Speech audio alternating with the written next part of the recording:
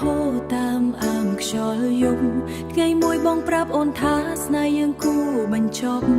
ពាក្យបងដូចដៅមុតចាក់បេះដូងឲ្យឈឺចាប់អូនសួរហេតុអ្វីបងគ្រាន់តែស្ងៀមចុងក្រោយបងប្រាប់ថាបងមានអ្នកថ្មីហើយអូនឈឺចាប់ណាស់បេះដូងស្ទើរបែកស្រឡាញ់បងពេកទៅទ្រាំមិនបានហេតុអ្វីស្នេហ៍យើងត្រូវចប់បែបនេះអូននៅតែស្មងតែបងបោះបងសុំអូនបែកព្រោះបងមានថ្មីទុកឲ្យអូនយំម្នាក់ឯងនៅទីនេះស្នេហ៍ដែលធ្លាប់សន្យាទុកអូនជាមនុស្សបារាជ័យអូនមិនអាចភ្លេចទេ